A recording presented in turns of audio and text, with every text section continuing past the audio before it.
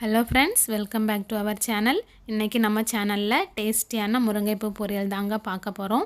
இது எங்க தோட்டத்துல உள்ள முருங்கைப்பூ தாங்க ஃப்ரெஷ்ஷா இருக்குது. இத எப்படி க்ளீன் பண்றதுன்னு பார்க்கலாம். இதுல உள்ள பூ மொட்டு எல்லாம் எடுத்துக்கலாம். சின்ன சின்ன காம்பு இருந்தா அதையும் சேர்த்து எடுத்துக்கலாங்க. இந்த பூவுல நோய் எதிர்ப்பு சக்தி அதிகமா இருக்குதுங்க. அதோட கண் பார்வைக்கும் ரொம்ப நல்லது.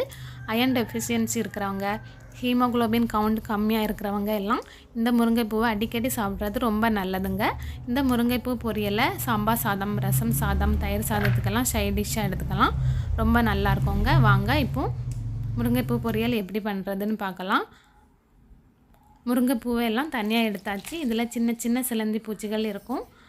3-4 வாட்டி வாஷ் பண்ணி எடுத்துக்கோங்க. ஒரு கடாயில 2 டீஸ்பூன் நல்லெண்ணெய் சேர்த்துக்கோங்க.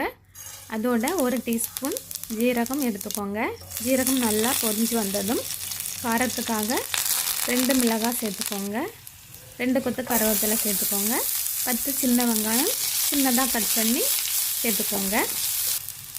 1/2 டீஸ்பூன் மஞ்சள், 1 டீஸ்பூன் தனி மிளகாய் தூள் சேர்த்து பச்சை வாசனை போறது வரைக்கும் நல்லா வதக்கி எடுத்துக்கலாம். இப்போ க்ளீன் பண்ணி வச்ச முருங்கைப்பூவை சேர்த்துக்கோங்க. நல்லா மிக்ஸ் பண்ணி விட்டுக்கலாம்.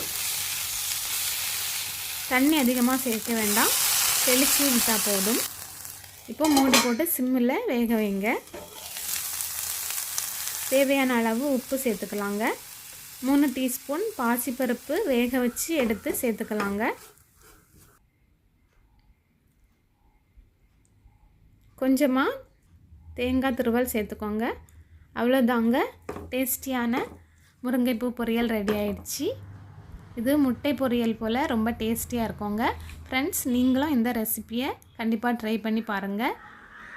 இந்த வீடியோ பிடிச்சிருந்ததுன்னா லைக் பண்ணுங்கள், ஷேர் பண்ணுங்கள், சப்ஸ்கிரைப் பண்ணுங்கள். Thank you for watching.